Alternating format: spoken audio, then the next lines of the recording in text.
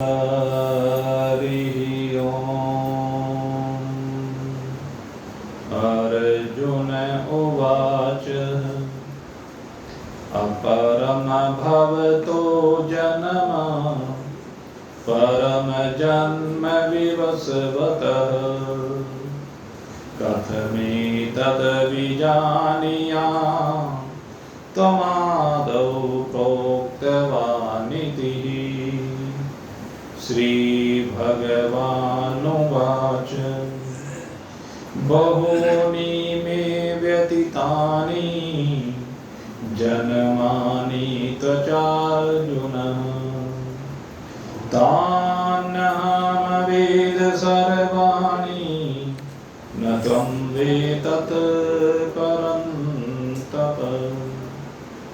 अजोऽपि सन्नव्यात्मा भूतानामीश्वरोऽपि सन् प्रकृतिं स्वामधिष्ठाय सम्भवाम्यात्ममायया।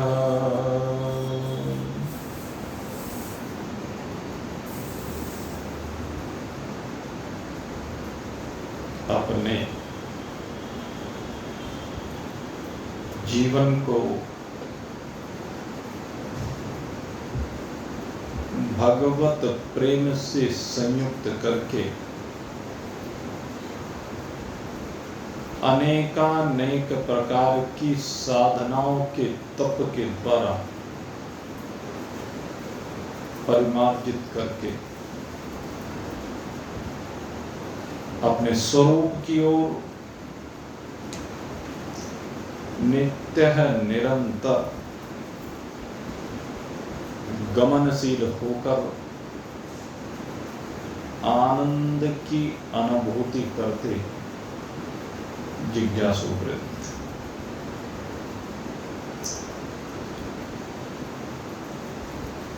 अत्यंत सौभाग्य का विषय है कि नित्य है निरंतर भगवान के श्रीमुख से श्रवित ये दिव्य अमृत गंगा का पान करने को हमें मिल रहा है। अन्यथा तो जन्म जन्मांतरों की बात करें या कल्प कल्पांतरों की बात करें, न जाने जीव कब से अनेकानेक प्रकार की शरीरों की यात्राएं करते हुए भटक रहा है।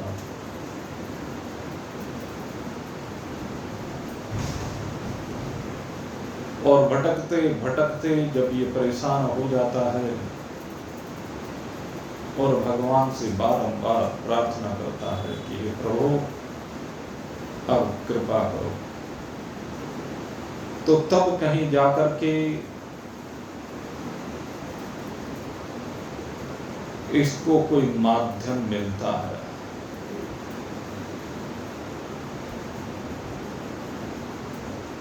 जिस पर राम जी की कृपा हो जाती है और उस राम जी की कृपा के परिणाम स्वरूप उसे किसी महान पुरुष के आश्रय में स्थान मिल जाता है। राम कृपा कर चित बहिजे, राम कृपा कर चित बहिजे,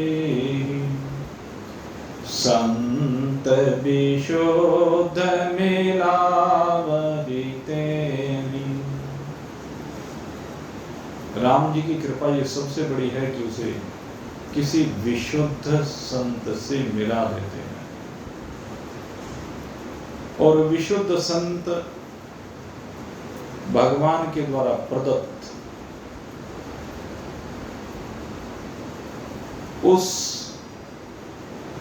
अधरामृत का पान उस व्यक्ति को करा देते हैं, उस भक्त को करा देते हैं। जिज्ञासु को करा देते हैं जो उनकी शरण में आ जाता है। और ऐसा ही एक भक्त ये महाभारत के युद्ध से ठीक पहले भगवान की शरण में आया है और भगवान ने उसको मान लिया है कि ये मेरा भक्त है। सबसे बड़ी बात है भगवान का मानना।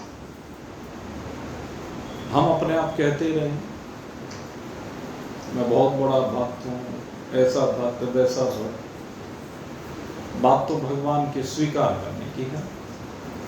अर्जुन को भगवान ने भक्त के रूप में स्वीकार किया है। भक्तोऽसि मे सखा चेति रहस्यामि तदुत्तम, कि तू मेरा भक्त भी और सखा भी, इसलिए तुझे वो उत्तम रहस्य प्रकट कर रहा हूं, वो दिव्य रहस्य प्रकट कर रहा हूं।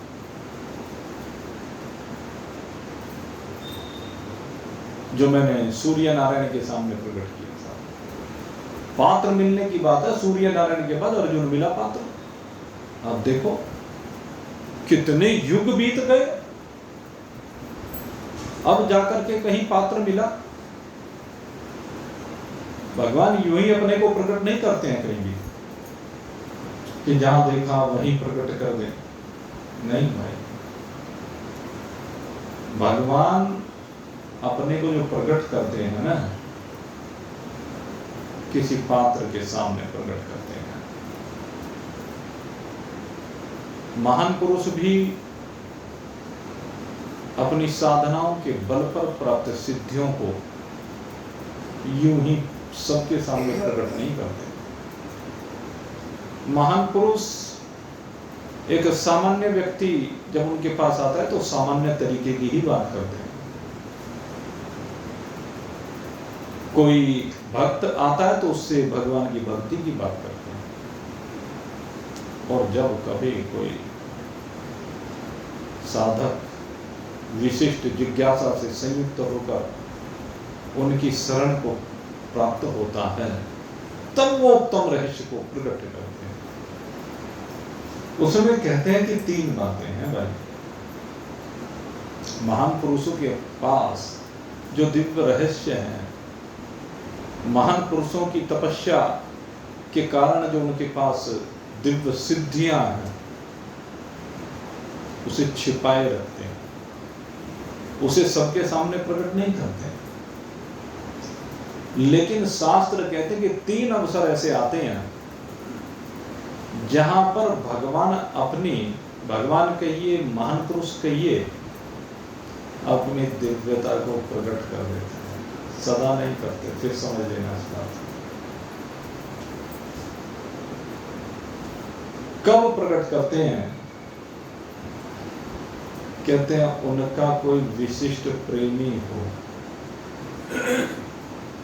उनको बहुत मानता है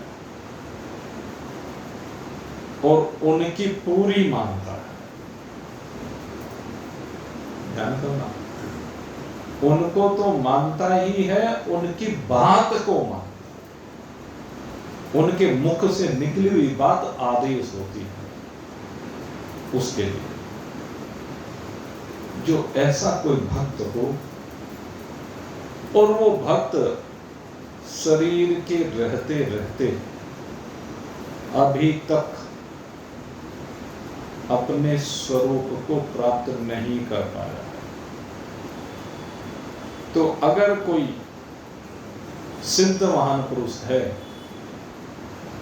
और वो सिद्ध महान पुरुष देखते हैं कि अब मेरे इस प्रेमी का शरीर छूटने जा रहा है, तो उस समय वो उसके सामने प्रकट हो जाते हैं और उसके सामने प्रकट होकर के उसे उसके स्वरूप का बोध उस समय पर कराते हैं, क्योंकि उस समय उसको भी वैराग हो जाता है। उस समय उसे दिखता है कि अब अंतिम घड़ी आ रही है, आखिर में खींच खींच कर जब प्राण लबों पर आई, आखिर में खींच खींच कर जब प्राण लबों पर आई, जितने साथी जग के, जितने साथी जग के, अब काम कोई ना आई। ये तो स्थिति होती है। अब उसकी समझ में आ जाता है कि जग के जितने भी साथी हैं, अब उनमें से कोई भी मेरे काम आने वाला नहीं है। तो उस समय पर उसके मन में प्रबल वैराग्य हो जाता है कि अब जो कुछ मैंने जोड़ा सब छूट रहा है। क्योंकि बंधन का जो कारण होता है वो आसक्ति होती है, कामना होती है, और उसके द्वारा संग्रहित वस्तुएं होती हैं। उन संग्रहित वस्तुओं को छोड़ने की हिम्मत नहीं होती है, और उनको ना छोड़ने के कारण से वो बंधा पड़ा रहता है, इसीलिए उसको अब तक स्वरूप का बोध नहीं हुआ था। लेकिन अब अंत काल में उसे दिख रहा है कि अब यह सब छोड़ना ही पड़ेगा, इसलिए उनमें से आसक्ति समाप्त, परिवार में से आसक्ति समाप्त, पूर्ण वैराग्य। इस समय तो दिखता है कि केवल एक परमात्मा ही सहारा है, और उसी समय गुरुदेव का प्रकटन हो जाता है। और जब गुरुदेव का प्रकटन होता है तो उस समय पर वो उसे वो गूढ़ रहस्य समझाते हैं जाते जाते को, जिससे वो वहीं पर अपने स्वरूप को प्राप्त कर लेता है। तो एक स्थिति तो है ये, जब महान पुरुष अपनी दिव्यता को प्रकट करते हैं, और दूसरे महान पुरुष अपनी दिव्यता को कब प्रकट करते हैं? बहुत सी सिद्धियां हैं, लेकिन कभी किसी के सामने प्रयोग नहीं करते, किसी को दिखाते नहीं, चमत्कार नहीं दिखाते, क्योंकि सिद्धियां आप बहुत के पास जाती हैं। जब भी कोई साधक वास्तव में दिल से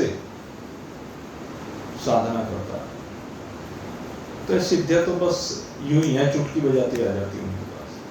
मैं आपको बताऊं तो ये जो सिद्धियां उनके पास आती है ना, लेकिन वो उनका उपयोग नहीं करते, प्रयोग नहीं करते, क्योंकि उन्हें पता है कि इनका प्रयोग रास्ते की बाधा है। और जो उनका प्रयोग करने लगते हैं तो वो सिद्धियां फिर उनके पास ज्यादा लंबे समय टिकती नहीं है। आपको बता दें, जो इन सिद्धियों का प्रयोग भले जन कल्याण में कर रहे हैं, कुछ प्रसिद्धि के लिए करते हैं, तो ये जो प्रयोग करने लगते हैं, ये भगवान की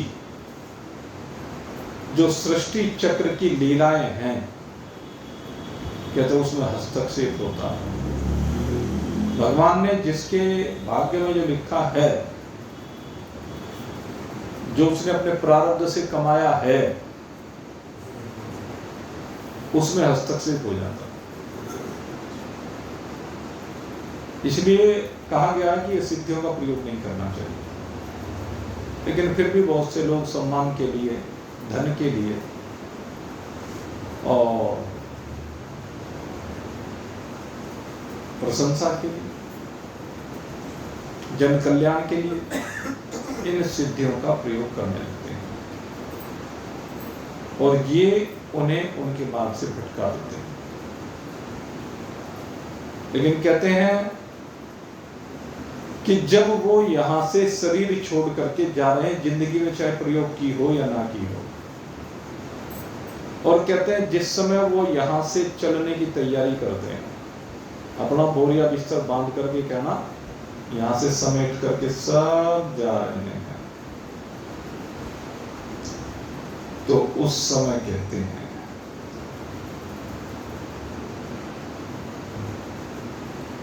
अगर उस समय कोई उनका प्रिय होता है, जिसकी उनके प्रति बड़ी प्रेम की भावना है, हृदय से वो उनका आदर कर रहा है, और वो उनकी वास्तविकता को जानना चाहता है। तो उस समय पर चलते हुए वे अपने उस प्रिय शिष्य को अपनी उन विशिष्टताओं का, दिव्यताओं का, रहस्यों का बोध करा के चले जाते हैं। ये महान पुरुषों की विशेषता होती है। जो उनको प्रिय हो जाता है विषय तो उसको बोध करा देते हैं उस समय, और वो दिव्य शक्तियां उनको प्रदान कर देते हैं जो उन्होंने बहुत से कठिन तप करके अर्जित की है। उनमें से जो उनसे दी जा सकती हैं शक्तियां, जो गूढ़ रहस्य दिए जा सकते हैं, वो रहस्य अपने प्रिय शिष्य को समझा देते हैं। हर एक के ऊपर नहीं होती है कृपा। प्रत्येक महान पुरुष का भेद कोई कोई प्रिय शिष्य जान पाता है, हर व्यक्ति नहीं जान पाता। हर व्यक्ति के सामने कभी महान पुरुष खुलते नहीं है। और हमारा तो बड़ा सौभाग्य रहा, हमें अपने गुरुदेव की बहुत सी दिव्यताएं दृष्टिगोचर हुई है।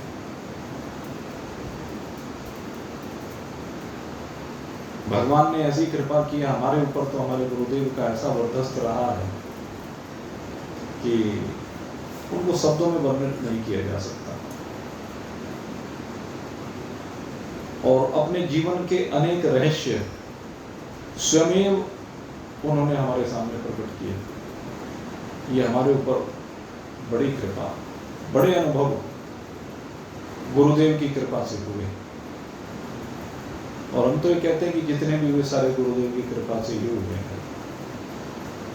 अन्यथा न हमारी साधना है, न तप है, न त्याग है, लेकिन गुरुदेव की कृपा। और तीसरी बात कही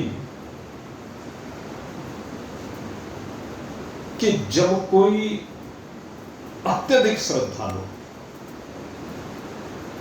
सामने आ जाए और उसकी अपने स्वरूप को जानने की उत्कृष्ट इच्छा हो, वो तड़फ रहा हो, ये नहीं कि वो अपना शिष्य ही है, प्रबल जिज्ञासु, तो कहते हैं उसके सामने भी इन गूढ़ रहस्यों को महान पुरुष प्रकट कर रहे थे। तो महान पुरुषों को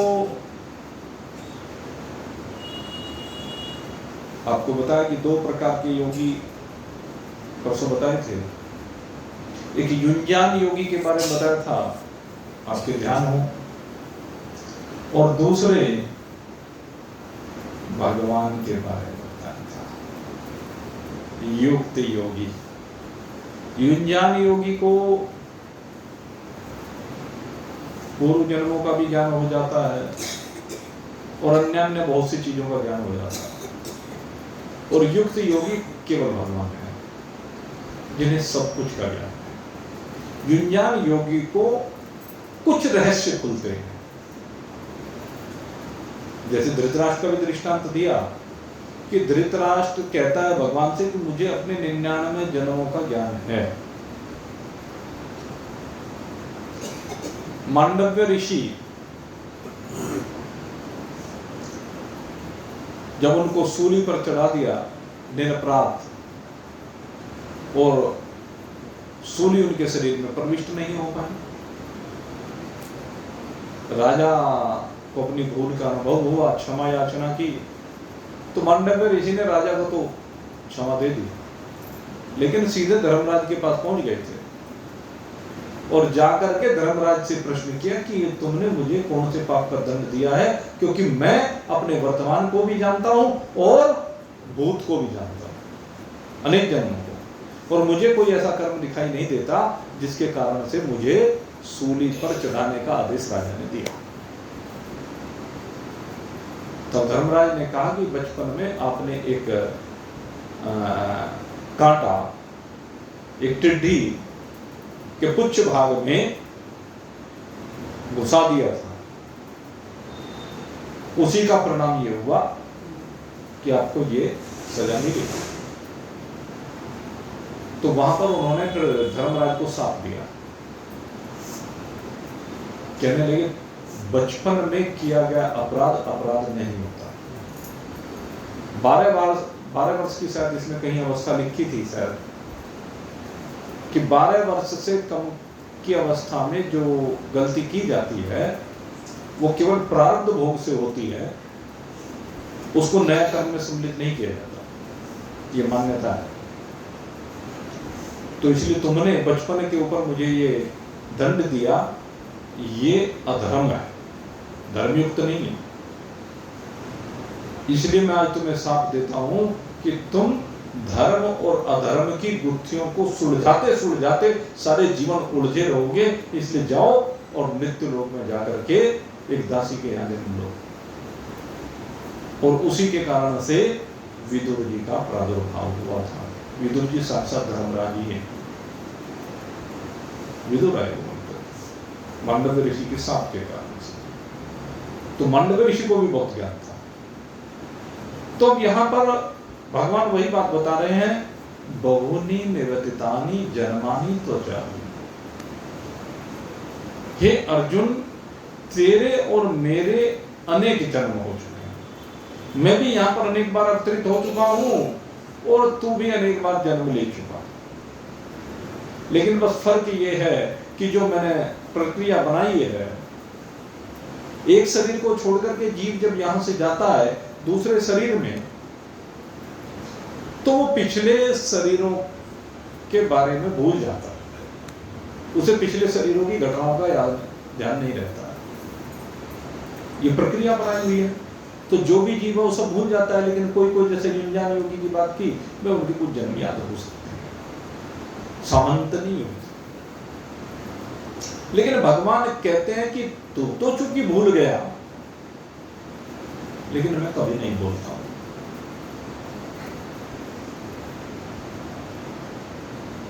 तानि अहम वेद सर्वाणि। उन जन्मों में मैं जो जो कुछ भी घटा उस सब को जानता हूं। उसके पीछे कारण क्या है? कारण यह है कि वास्तव में भगवान का कभी जन्म होता नहीं है। भगवान में जन्म की कल्पना की गई है, क्यों? जन्म कभी भगवान का हो ही नहीं सकता। और इसी बात को भगवान आगे कह रहे हैं, अजोपि सन अव्यात्मा। अज, सबसे पहले भगवान ने अपने को अज कहा। कहते मैं जन्मा हूं। भगवान का प्रकटन होता है, और वो प्रकटन कभी कभी होता है भक्त की भावना के अनुसार। जब जब कोई भक्त विशेष प्रेम से संयुक्त होता है, या किसी भक्त के ऊपर कोई विशेष आपदा आती है, तो उस समय पर वो भक्त की भावना के अनुसार भगवान भिन्न भिन्न शरीरों को धारण करके प्रकट हो जाते हैं। कभी प्रहलाद निमित्त बन गए तो नरसिंह रूप में प्रकट हो गए, कभी एक गच्छ वो निमित्त बना तो भगवान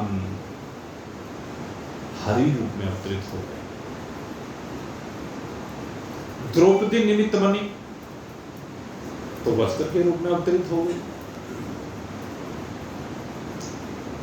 समुद्र मंथन कहिए या अमृत निमित्त बना तो भगवान पहले कच्छप रूप में प्रकट हो गए, फिर धन्वंतरी रूप में प्रकट हो गए, और फिर विश्वमोहिनी रूप में प्रकट हो गए। हिरण्याक्ष निमित्त बना तो भगवान वराह रूप में प्रकट हो गए। बलि निमित्त बना तो वामन रूप में प्रकट हो गए। महाराज यदु निमित्त बने तो अवधूत दत्तात्रेय के रूप में प्रकट हो गए। कर्दम ऋषि निमित्त बने तो कपिल रूप में प्रकट हो गए, देवभूति निमित्त बने। कहने का भाव यह है कि विभिन्न समयों पर जब भगवान का अवतरण हुआ है, कोई ना कोई निमित्त बना। भगवान कभी कहीं जाते नहीं, भगवान सदा रहते हैं। जीवों का एक शरीर से दूसरे शरीरों में आवागमन चलता रहता। भगवान का आवागमन नहीं है। भगवान किसी शरीर विशिष्ट का आश्रय लेकर के उसमें प्रकट हो जाते हैं। भगवान में जाना नहीं है, भगवान में भूलना नहीं है। भगवान अनादि काल से हैं और सदा एक जैसे हैं। सबसे बड़ी मुख्य बात यह है, भगवान अनादि हैं, अनंत हैं। जब से सृष्टि प्रकट हुई है उससे भी पहले से भगवान ही है। भगवान में सृष्टि तो केवल आरोपित है। सृष्टि भगवान में है नहीं, केवल आरोपित है। तो भगवान समय समय पर प्रकट होते हैं। और गोस्वामी जी महाराज ने बहुत सुंदर कहा है कि हरि तो सर्वत्र व्याप्त है। हरि व्यापक सर्वत्र समान, हरि व्यापक सर्वत्र समान, प्रेमति प्रगट होई मैं जाना, प्रेमति प्रगट होई मैं जाना। यद्यपि हरि तो सदा ही सर्वत्र समान रूप से विराजमान है। हरि का कभी अभाव नहीं, हरि का लोप भी नहीं है। जिज्ञासुओं की, भक्तों की जब दृष्टि संसाराकार होती है तो संसाराकार दृष्टि होने के कारण से उनकी आंखों से भगवान दिखने बंद हो जाते हैं। लेकिन इसका मतलब यह नहीं है कि भगवान है नहीं। उस समय पर भगवान लोग कहीं नहीं हुए हैं। जिस प्रकार से भगवान सूर्य नारायण हर समय ही विराजमान है। भगवान सूर्य नारायण में कभी दिनों रात नहीं है। लेकिन जिस समय हम भगवान की तरफ से पीठ पीछे कर लेते हैं, या कह लीजिए भूदेवी उनके ओर पीठ कर लेती है, तो हमें सूर्य नारायण दिखने बंद हो जाते हैं। या दूसरी बात हम कहें कि जब आकाश में मेघ विराजमान हो जाते हैं, बादल आ जाते हैं, तो बादलों के कारण से सूर्य हमें दिखना बंद हो जाता है। बड़ा भयंकर अंधकार हो जाता है। लेकिन इसका अर्थ ये तो नहीं कि सूर्य नारायण उदय नहीं हुए। सूर्य नारायण तो सदा उदय हैं। सूर्य नारायण हमें दिखने भले ही बंद हो गए हों, लेकिन सूर्य नारायण अपनी प्रतिष्ठा में वहीं पर जो कि तो अचल। हमारी दृष्टि वहां तक जा नहीं पा रहे जैसे। तो ठीक इसी प्रकार से भगवान को ना देखने के कारण से, कामनाओं के कारण से, संसार के उलझाव के कारण में, संसार में आसक्ति जाने से, परिवार में आसक्ति जाने से, धन में आसक्ति जाने से, मान सम्मान पद प्रतिष्ठा में आसक्ति जाने से भगवान कई बार दिखने बंद हो जाते हैं भक्त को। और जैसे वहां से विरक्ति होती है तो पुनः भगवान प्रकट हो जाते। तो भगवान यही कह रहे हैं, अर्जुन तेरा मेरा नाता बहुत पुराना है।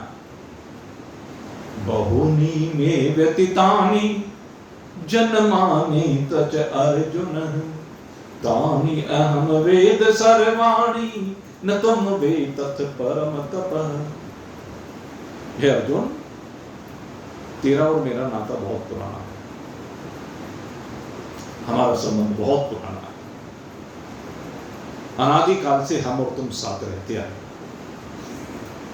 लेकिन तुम माया में फंस गए, और माया में फंसने के कारण से तुम मुझे भूल गए,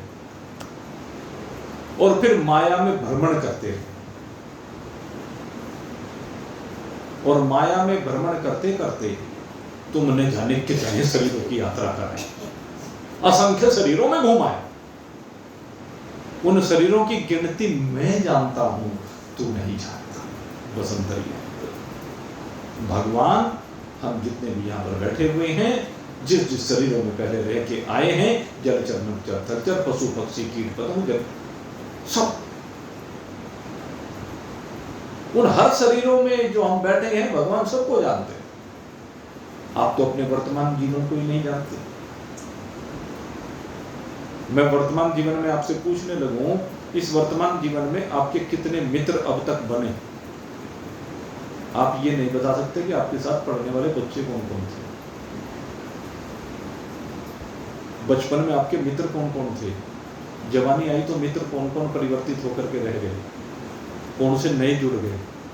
फिर जैसे जैसे अवस्था बदलती गई, हर साल मित्रों की श्रृंखलाएं बदलती चली गई, कुछ जुड़ते चले गए, कुछ हटते चले गए। यही नहीं जानते हम तो। कितने दिन आप अपने घर के कौन से कमरे में सोए, कौन सी सैया पर सोए, बता सकते हैं? पता नहीं कितने कमरे बदल लिए। जैसे घरों में कमरे बदल दिए, मकान बदल दिए, ठीक उसी तरह से शरीर बदल दिए। न जाने कितने शरीरों की यात्रा हो गई, लेकिन अज्ञान है, अंधकार है, और उस अज्ञान अंधकार के कारण से वो शरीरों का बदलाव आज तक दिखाई नहीं देता। लेकिन भगवान सबको देखते हैं, सबको जानते हैं।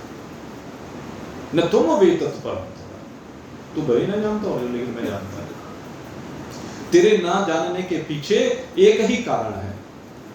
अगर यदि हम अपने पुराने जन्मों को नहीं जानते, तो उसके पीछे केवल एक कारण है, भगवान युक्त योगी क्यों है और हम भोगी क्यों हैं। उसके पीछे केवल एक कारण भगवान ने यहां पर दिया है, न त्वं वेत्तत् परम तपः।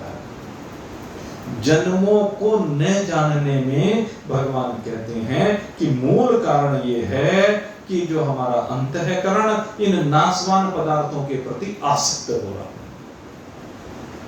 मन बुद्धि चित्त और अहंकार, ये अंतःकरण के जो चारों तत्व हैं, ये नाशवान पदार्थों के प्रति आसक्त है, और उनके लिए न जाने कौन कौन से पाप कर रहा है, कितने प्रकार के झूठ कपट छल, ये सब होते चले आ रहे हैं। लेकिन कभी चिंतन नहीं किया, क्या ये साथ जाएंगे? रत्नाकर का दृष्टांत तो सब दे देते हैं। नारद मुनि ने पूछा, रत्नाकर, जो तू ये पाप कर रहा है, इस पाप का अन्न जो तेरा परिवार खा रहा है, जरा एक बार उस परिवार से पूछ कर तो आ, क्या वो इस पाप के भोग में तेरा साथ देगा?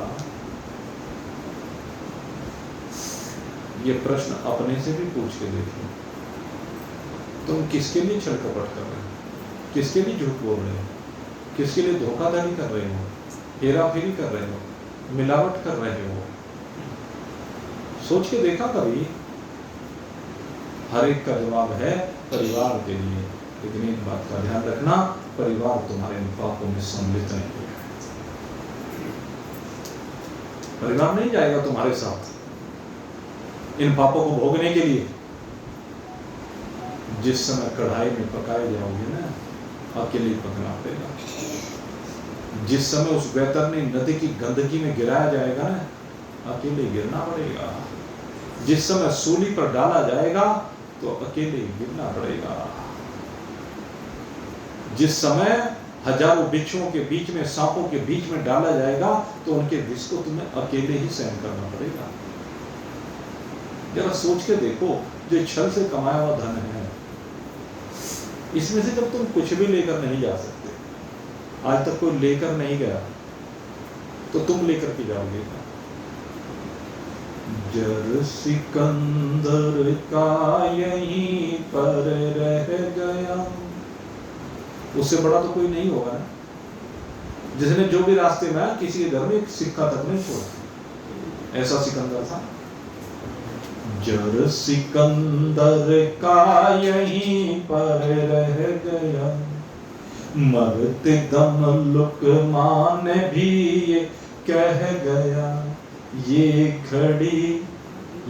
घड़ी हरगिज न टाली जाएगी, बिन मुहूर्त के उठा ली जाएगी, जब तेरी डोली निकाली जाएगी, बिन मुहूर्त के उठा ली जाएगी। क्यों हो रही गुलों पर यूं निशान, सामने खड़ा सैयद होशिया, मार कर गोली गिरा ली जाएगी, बिन मुहूर्त के उठा ली जाएगी, जब तेरी डोली निकाली जाएगी, बिन मुहूर्त के उठा ली जाएगी। कोई मुहूर्त नहीं निकलेगा, जल्दी टाइम आ रहा है सामने। मैं इस बात को बार बार कहता हूँ, समय किसी के पास बहुत ज्यादा नहीं है, किसी भी क्षण बुलावा आ सकता है। देख रहे हैं जब दूसरों का बुलावा आ रहा है, हमारे से कम उम्र वाले, इस शरीर की उम्र जिनकी हमारे से भी कम है, वे यहां से इस लोक से प्रस्थान कर गए। पता चला क्या? तो हम क्यों नहीं कर सकते? क्यों नहीं कर सकते? आज वर्तमान है, भूत बनने में देरी नहीं लगेगी। इस बात को समझिए, जाग जाओ, इसलिए आज ही, अभी। मैं ये कहता हूं, भगवान बार बार ये कहते हैं कि जाग जा, अरे मुसाफिर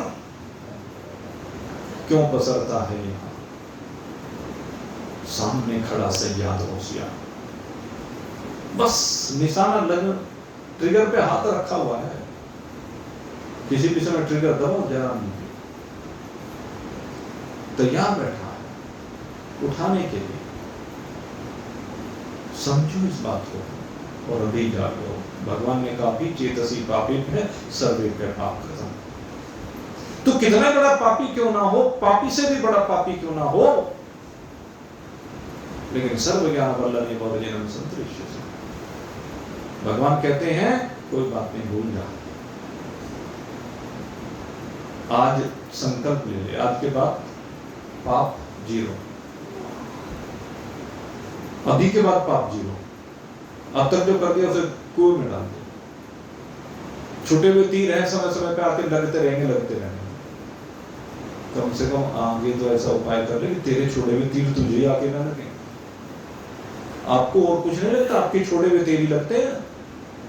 जितना जहर में बुझो कर के आपने तीर को छोड़ा है, जितने वेग से छोड़ा है, उतने वेग से आकर लगेगा, यह निश्चित है।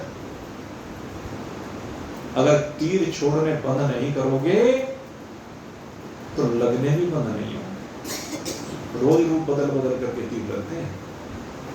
इसलिए अब जान जाओ मेरे मित्रों, भगवान जगा रहे हैं, अर्जुन को समझा रहे हैं, अर्जुन याद कर, ध्यान दिलवा रहे हैं अर्जुन को भगवान कि ध्यान कर।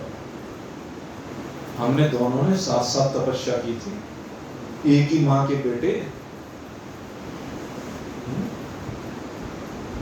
एक बाप के बेटे हैं हम, एक हमारी माता, दाना पानी देने वाला सबका एक ही दाता। ना जाने किस मूर्ख ने लड़ना हमें सिखाया, मुझ में राम तुझ में राम, सब में राम समाया।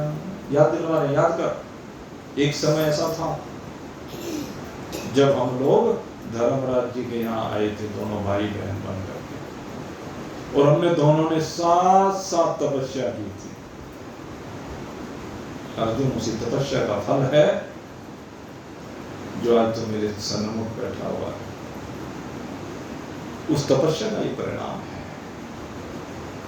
उसी तपस्या के परिणाम के कारण से आज तेरे सामने वो रहस्य प्रकट कर रहा हूं, क्योंकि भगवान के सानिध्य में तपस्या की। ये जो भगवान के मंदिर में बैठ करके, अपने घर में ही मंदिर बना रखा है, उनके सानिध्य में बैठ करके हम लोग तप करते हैं, पूजा करते हैं, अर्चना करते हैं, वंदन करते हैं, नमन करते हैं, अनेकानेक प्रकार से भगवान का यजन करते हैं। ये भगवान के साथ किया हुआ तप है। नर ने यही किया है। नारायण के सानिध्य में बैठ करके तप किया है, हमें यही करना है। और मेरे मित्रों, अब तो जा भी हम वही रहे, अब हम उसी स्थल पर जा रहे हैं जहां पर नर ने नारायण के आश्रय में बैठकर, नारायण के साथ में बैठकर के तप किया। मेरे मित्रों, वहां पर हम तप करने के लिए जा रहे हैं, इस बात को समझ लीजिए। जिसने भी वहां प्रोग्राम बनाया है जाने का, भावना बना करके जाने कि मुझे वहां जाकर के तप करना है।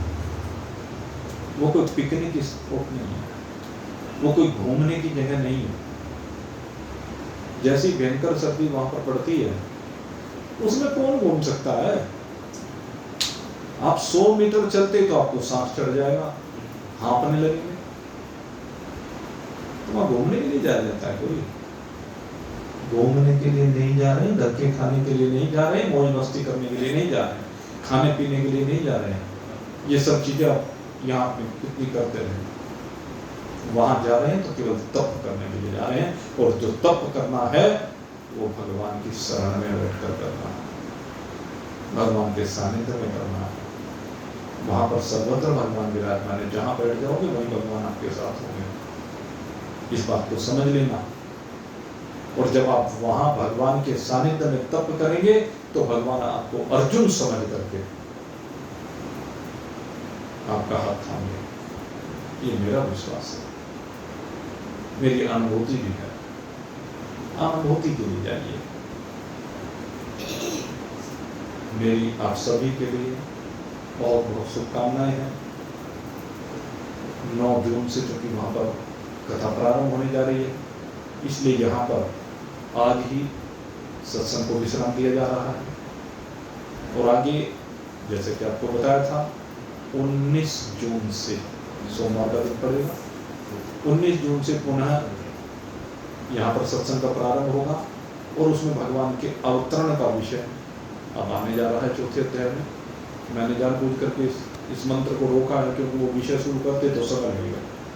इसलिए इस विषय को आपके सामने 19 जून से आकर के यहाँ पर रखेंगे। और इस बार हमारा जो अन्नपूर्णा माता का भंडारा होता है हर द्वादशी के दिन, क्योंकि इस बार द्वादशी तिथि को हम भगवान बद्रीनारायण की शरण में रहेंगे, उसी दिन वहाँ पर कथा का पर्यवसान है। उसकी वजह से हम त्रयोदशी को यहाँ पर पहुँच पाएंगे।